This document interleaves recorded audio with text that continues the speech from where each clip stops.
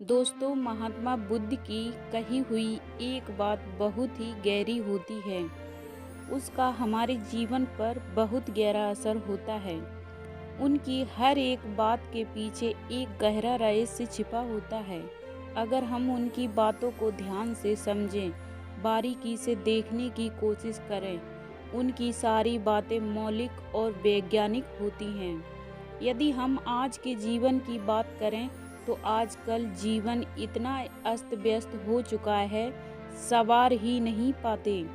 और हम में से अधिकांश लोग अपने इस जीवन के कुछ ऐसे भंवर में फंसे हुए हैं जहां से उनका निकलना भी नामुमकिन हो जाता है। अगर अब महात्मा बुद्ध की बातों का अनुसरण करें, उन्हें अपने जीवन में उतार लें, तो हमारा जीवन सफल हो सकता है। हम सभी मिलकर इस जीवन को सही ढंग से जी सकते हैं, समझ सकते हैं। महात्मा को कहते हैं कि हमें अपने जीवन को जटिल नहीं बल्कि सरल बनाना है चाहिए। अपने जीवन को सरल तौर पर जीना चाहिए, लेकिन हम किसी भी चीज़ को साधारण तौर पर नहीं देखते। हम समझते हैं कि हम तो सबसे बड़े ज्ञानी हैं और हम अपने सीधी सी बातों को भी घुमा फिराकर सोचने और समझने की आदत में लग जाते हैं। किसी भी कार्य को सीधे तौर पर करना पसंद नहीं करते, जिस कारण हमें यह लगता है कि हम सब श्रेष्ठ हैं और हमसे बेहतर इस कार्य को और कोई नहीं कर सकता। ऐसे अनेकों विकार हमारे भीतर भरे हुए हैं और हम ऐसे ही विकारों के कारण अहंकार में फंस जाते हैं। और आज यदि आप अपने आसपास अपनी समाज में देखेंगे तो आपको ऐसे अधिकांश लोग मिल जाएंगे जो लोग हमेशा अहंकार में डूबे हुए रहते हैं, क्योंकि वह बिना अहंकार की जी नहीं सकते। फिर चाहे उनके पास कुछ हो या ना हो, लेकिन उनका अहंकार उनके साथ हमेशा होता है। किसी को अपने ज्ञान पर अहंकार है, किसी को धन पर अहंकार है, किसी को अपनी शक्ति का अहंकार है, क्योंकि हर कोई अहंकार में डूबा हुआ है। जिसके पास सब कुछ है उसे भी अहंकार है, और जिसके पास कुछ नहीं है उसे भी अहंकार कम नहीं है। और यही अहंकार हमें सत्य की ओर जाने से रोकता है, सरल जीवन जीने से रोकता है, जिस कारण हम सही मार्ग पर पहुंच नहीं पाते और हमें कभी दिखाई भी नहीं पड़ता। इसी कारण हम कभी भी अपने लक्ष्य तक पहुंच नहीं पाते, क्योंकि हम हमेशा अपने अहंकार के कारण अपने लक्ष्य के मार्ग से भटक जाते हैं। ऐसा ही अहंकार एक महान बौद्ध भिक्षु के अंदर भी था। वह बहुत ही विशिष्ट थे। बौद्ध भिक्षु हर ग्रंथ एक सूत्र अध्ययन कर चुके थे। उन बौद्ध भिक्षु के ने उन ग्रंथों के हर एक सूत्र को बड़ी ही बारीकी से समझ लिया था, उनका अध्ययन कर लिया था। और वह ऐसा समय था जब हमें पुस्तकें नहीं मिल पाती थी। तब ऐसी कीमती पुस्तकों की केवल एक ही प्रतिक्रिया होती थी, और वह बौद्ध भिक्षु हर एक सूत्र की पुस्तकें अपनी पीठ पर लादे हुए इधर उधर घूमा करते थे। वह सभी को यह बता देना चाहते थे कि उनके पास हर एक सूत्र का ज्ञान है, हर एक सूत्र की पुस्तक उनके पास है, जिसको उन्होंने गहन तौर पर अध्ययन किया है, उन्हें बारीकी से समझा है और अब भी हर एक प्रश्न का उत्तर दे सकते हैं। वे अपने आप को यह समझते थे कि वह हर एक समस्या का समाधान कर सकते हैं और अब वह एक बहुत बड़े ज्ञानी हैं। इसी प्रकार धीरे धीरे यह बातें फैलती चली गईं। उनकी ख्याति चारों दिशाओं में फैलने लगी। सभी को यह पता चल चुका था कि वह बौद्ध भिक्षु सबसे ज्ञानी हैं। उन्होंने हर एक सूत्र को गहन तौर पर अध्ययन किया है, बारीकी से समझा है, और वह हर एक प्रश्न का उत्तर जानते हैं।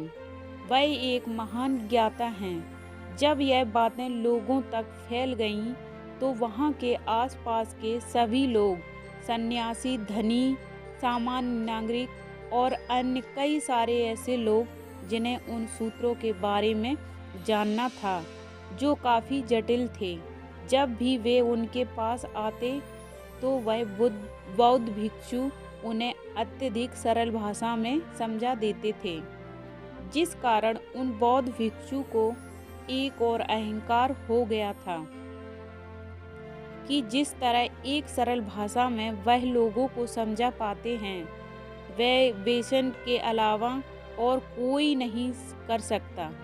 जो समझ उनके पास है, वैसी समझ किसी और के पास नहीं। एक दिन दूसरे राज्य की यात्रा पर थे और उनका मार्ग पर्वतीय इलाकों से होकर गुजर रहा था, जिस पर वह लगातार आगे बढ़ते जा रहे थे। आगे बढ़ते बढ़ते वह काफ़ी दूर निकल आए थे, लेकिन उनके पास खाने के लिए कुछ नहीं था। अब उनको जोरों की भूख लग चुकी थी। जैसे तैसे उन्होंने थोड़े दूर का और सफ़र तय किया। उसके बाद उन्हें रास्ते में एक बूढ़ा आदमी नज़र आया। वह बूढ़ा आदमी वहाँ पर खाना बेचने का काम किया करता था, लेकिन बौद्ध भिक्षु के पास खाना खरीदने के लिए अब पैसे नहीं थे। काफ़ी देर सोच विचार करने के बाद वे बौद्ध भिक्षु उस बूढ़े आदमी के पास पहुँचे। उनसे कहने लगे, हे मान्यवर, मेरी पीठ पर जो मैंने पुस्तकें रखी हैं, इसके अंदर सूत्रों का भंडार है। इसमें हर समस्या का समाधान है। आपके हर एक प्रश्न का उत्तर इन पुस्तकों के अंदर है। यदि आप मुझे थोड़ा सा भोजन दे दें, तो मैं इस पुस्तक से आपको एक ऐसे ज्ञान की बात बताऊंगा जिससे आपका जीवन बदल जाएगा, आपका भला हो जाएगा। लेकिन वह यह नहीं जानते थे कि जिस बूढ़े आदमी से वह बात कर रहे हैं, वह उन सूत्रों का अध्ययन पहले ही कर चुका है।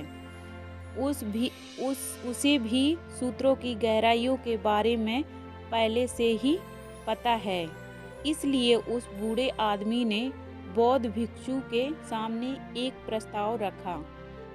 वह बूढ़ा आदमी उन बौद्ध भिक्षु से कहता है, हे गुरुवर, आप तो महान ज्ञानी हैं। आपके पास सूत्रों की वह पुस्तक है जिसके अंदर हर एक प्रश्न का उत्तर दिया गया है, और आपसे जो कोई अपना प्रश्न पूछता है, आप उसका जवाब भी अवश्य देते होंगे। तुम मेरा भी एक प्रश्न है, यदि आप इसका उत्तर दे देंगे तो मैं आपको भरपेट खाना खिलाऊंगा। उन बौद्ध भिक्षु ने उस बूढ़े आदमी की बात मान ली और उस बूढ़े आदमी से कहा, पूछो तुम्हारा क्या प्रश्न है, मैं तुम्हें उसका उत्तर अवश्य दूंगा, क्योंकि ऐसा कोई प्रश्न नहीं है जिसका उत्तर मैं ना दे सकूं। उस बूढ़े आदमी ने बड़ी सरलता के साथ उन बौद्ध भिक्षुओं से कहा, हे गुरुवर, जब आप भोजन करते हैं तो इसे अतीत के मन से खाते हैं या फिर वर्तमान के मन से, और कहीं ऐसा तो नहीं कि आप इसे भविष्य के मन से खाते हैं। मुझे बताइए कि आप भोजन कैसे खाते हैं। उन बौद्ध भिक्षु ने इस प्रश्न को बड़े ही ध्यानपूर्वक सुना। काफ़ी देर सोचा विचारा, लेकिन उसके बाद भी उन्हें इस प्रश्न का उत्तर नहीं सूझ रहा था। उन्होंने अपनी सूत्रों की पुस्तक को बाहर निकाला, उसमें काफ़ी देर ढूंढा, लेकिन उसके बाद उन्हें कोई मार्ग नज़र नहीं आ रहा था। उन्होंने उस पुस्तक के पन्नों को इधर उधर पलटा, लेकिन उसके बाद भी उन्हें कोई उत्तर नहीं मिला। अब उनके अहंकार को ठेस पहुंचने लगी। उन्हें यह समझ नहीं आ रहा था कि आखिर वह इस बूढ़े आदमी के प्रश्न का उत्तर कैसे दे। और जब बूढ़े आदमी ने उन बौद्ध भिक्षु को परेशान होता हुआ देखा, तो उन बूढ़े आदमी ने बौद्ध भिक्षु से कहा, हे गुरुवर, अत्यधिक परेशान ना हो। अगर आपको इस प्रश्न का उत्तर नहीं सूझ रहा, या फिर इस प्रश्न का उत्तर आपको इन सूत्रों के पुस्तक में नहीं मिल रहा तो जाने दीजिए, मैं आपको बिना धन के भी पेट भर भोजन करा सकता हूँ। पर बौद्ध भिक्षु अहंकार में लीन थे, इसलिए उन्होंने कहा, नहीं नहीं नहीं, जब तक मैं आपके प्रश्नों का उत्तर नहीं दे देता तब तक मैं भोजन नहीं करूँगा। इतना कहकर वह फिर से उन पुस्तकों में इस प्रश्न का उत्तर खोजने लगे। खोजते खोजते काफ़ी समय बीत चुका था और धीरे धीरे शाम होने आई। अब वह बूढ़ा आदमी भी अपना सामान समेटकर घर की ओर जाने लगा। यह सब कुछ वह बौद्ध भिक्षु वहीं पर देख रहे थे। तभी उन्होंने कहा, हे मान्यवर, आज तक ऐसा कभी नहीं हुआ कि मैंने कभी किसी के प्रश्न का उत्तर नहीं दिया हो, और ऐसा भी आज तक मैंने कभी नहीं देखा कि किसी प्रश्न का उत्तर मुझे इन सूत्रों की पुस्तक में ना मिला हो। यह प्रश्न अत्यधिक पेचीदा था और भला यह कैसे हो सकता है कि यह प्रश्न और इसके उत्तर मुझे इन सूत्र की पुस्तक में भी नहीं मिल रहे हैं। आज मैं अपने आप को एक अज्ञानी महसूस कर रहा हूँ। क्या मैं एक अज्ञानी हूँ? जिस ज्ञान पर मुझे अहंकार था, क्या विज्ञान झूठा है? वह बूढ़ा आदमी यह सारी बातें ध्यानपूर्वक सुन रहा था। उसने उन बौद्ध भिक्षु से कहा, तुम बड़े मूर्ख हो। सत्य तो सीधा और सरल होता है, लेकिन हाँ, सीधा और सरल कभी सोचना ही नहीं चाहिए, उस पर कभी विचार ही नहीं करना चाहिए, बल्कि हम सीधी चीज़ों को भी जटिल बनाने में लगे रहते हैं। क्या तुम्हें इतना भी नहीं पता? भोजन तो हम मुंह से करते हैं, लेकिन हम में से अधिकांश लोग अपने ज्ञान के कारण इन सभी सीधी बातों को भी जटिल बना लेते हैं। जिन बातों को हम सीधे तौर पर समझ सकते हैं, उन पर विचार कर सकते हैं, उन्हें भी हम जटिल बनाने में लगे रहते हैं, क्योंकि हमें तो यह अहंकार है कि हम ज्ञानी और कोई नहीं। और दोस्तों, यही कारण है कि हम अपने सीधे सीधे जीवन को जटिल बनाने में लगे रहते हैं, जिस कारण हमारा जीवन मुश्किलों से भर जाता है, दुखों से भर जाता है, जिस कारण हम अपने जीवन को सीधा और सरल तौर पर जी नहीं पाते। दोस्तों, महात्मा बुद्ध कहते हैं, अपने जीवन को स्वर्ग बनाओ, सीधा और सरल बनाओ, क्योंकि सीधा और सरल जीवन ही ध्यान और बुद्धि की पूंजी बन सकता है, और यही पूंजी ज्ञान के मार्ग पर भी ले जा सकती है। दोस्तों, एक दिन सुबह सुबह महात्मा बुद्ध अपनी भिक्षुओं के सामने सभा में उपस्थित हुए। उनके हाथों में इस बार एक रस्सी थी। यह देखकर सभी भिक्षु चकित रह गए, क्योंकि आज से पहले उन्होंने महात्मा बुद्ध के हाथों में आज तक कुछ नहीं देखा था। पहली बार महात्मा बुद्ध अपने हाथों में कुछ लेकर आए थे। बुद्ध के हाथों में यह रस्सी देखकर सभी शिष्य समझ गए थे कि इसका कोई जरूर बहुत बड़ा प्रयोजन है। महात्मा बुद्ध अपने आसन पर बैठ गए और उन्होंने बिना किसी से कुछ कहे 5 गांठें लगा दी। यह देखकर सबके मन में यह जिज्ञासा उत्पन्न होने लगी कि आखिर महात्मा बुद्ध आज हमें क्या सिखाने वाले हैं। सभी लोग यह देखकर बड़े ही आतुर थे कि आखिर महात्मा बुद्ध हमसे क्या कहेंगे।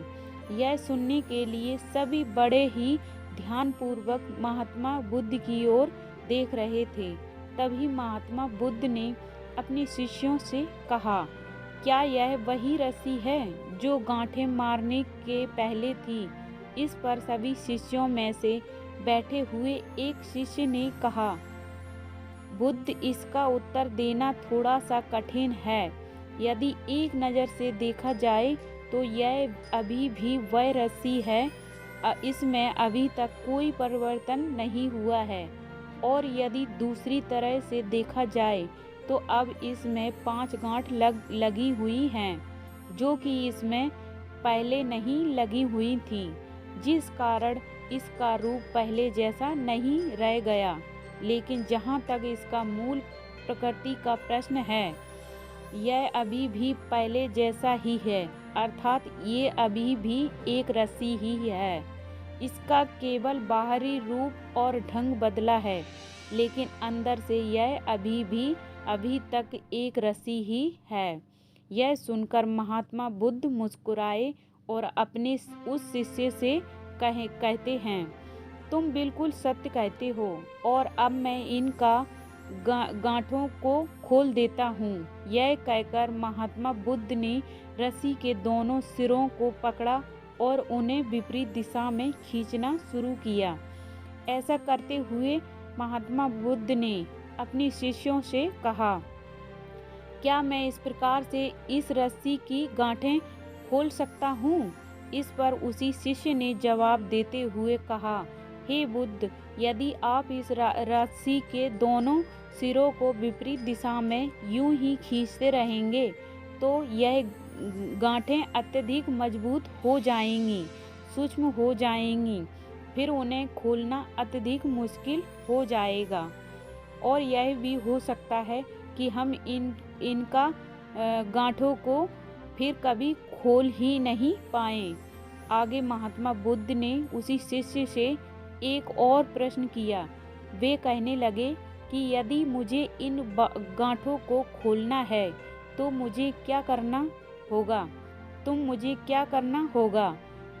इस पर उस शिष्य ने जवाब देते हुए कहा, हे बुद्ध, यदि हमें इन गांठों को खोलना है तो पहले हमें इन गांठों को गौर से देखना होगा, बारीकी से इन्हें समझना होगा कि यह गांठें किस प्रकार लगाई गई हैं। उसके बाद ही हम इन गांठों को खोल पाएंगे। यह बात सुनकर महात्मा बुद्ध ने अपने उस शिष्य से कहा, तुम सत्य कहते हो, तुम धन्य हो, क्योंकि यही जानना आवश्यक है और यही एक मूलभूत प्रश्न भी है। जब हमारे जीवन में कोई समस्या आती है और जब हम उन समस्याओं से जूझ रहे होते हैं तो हम उसे बाहर निकलने के लिए केवल उसे ऊपरी तौर पर देखते हैं, समझते हैं और उससे बाहर निकलने की कोशिश करते हैं। आप कभी यह समझने की कोशिश नहीं करते कि आखिर आप उस समस्या में कैसे फंस गए थे।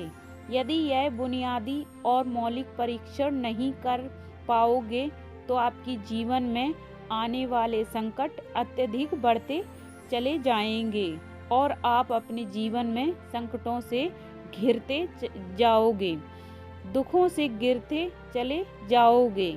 इन सभी समस्याओं के समाधान के लिए यह अत्यधिक आवश्यक है कि आप अपने भीतर की ओर झांकें और यह देखने का प्रयास करें कि आखिर आपके जीवन में यह समस्याएं कैसे उत्पन्न हुई और इन समस्याओं से आप कैसे निकल सकते हो। और इसके लिए आपको अपने मन की गांठों को खोलना होगा और ध्यानपूर्वक यह देखना और समझना होगा कि आखिर यह गांठें कैसे लगी हैं और कैसे खोला जा सकता है। वहाँ पर उपस्थित सभी शिष्य को यह बात अच्छी तरह समझ में आ चुकी थी, लेकिन यह बात हम कितनी अच्छी तरह समझ पाएं जब भी हम अपने जीवन में समस्याओं से घिर जाते हैं। जब भी हमें दुख परेशान करने लगता है, परिस्थितियां विपरीत होने लगती हैं, तो हम उनका समाधान निकालने की बजाय हम और नई विपरीत परिस्थितियां आकर्षित करने लगते हैं, नई तकलीफ और उत्पन्न करने लगते हैं। हम मनुष्य यह सोचते हैं कि हम काम, क्रोध, लोभ, अहंकार जैसे अनेक विकारों से कैसे बाहर निकलें और ऐसे अनेकों विकार जो हमारे भीतर पनप रहे हैं, इनसे हम बाहर कैसे निकल पाएं। लेकिन हम कभी अपने आप से यह सवाल नहीं करते कि आखिर हम इन विकारों में कैसे पड़ गए। क्योंकि जब तक हम यह नहीं जान पाएंगे कि आखिर बुराइयां इन विकारों के अंदर कैसे पड़ गए, जब तक आप कभी यह नहीं समझ पाएंगे कि आपको इन समस्याओं से कैसे निकलना है, तो इसलिए सबसे ज़्यादा ज़रूरी यही है कि आप आज से अपने आप से यह सवाल करें कि आप इन परिस्थितियों में कैसे पड़ गए। तभी आप उन गांठों को समझ पाएंगे, उन्हें देख पाएंगे, बारीकी से समझ पाएंगे, उन्हें खोलने का अर्थात अपनी समस्याओं का समाधान भी खोल सकें और आपका जीवन फिर से सीधा और सरल हो जाएगा। महात्मा बुद्ध कहते हैं, धर्म का सार ही यही है, बुरा ना करो, अच्छा करो, अपने मन को शुद्ध रखो, इससे ज़्यादा कुछ नहीं करो। केवल इतना करने मात्र से तुम अपने जीवन को सुलभ और सरल बना सकते हो, ज्ञान की ओर बढ़ सकते हो। दोस्तों, वीडियो कैसी लगी कमेंट करके हमें ज़रूर बताएं। लाइक शेयर करना ना भूलें। अगर चैनल पर नए हो तो चैनल को सब्सक्राइब ज़रूर करें। वीडियो देखने के लिए धन्यवाद।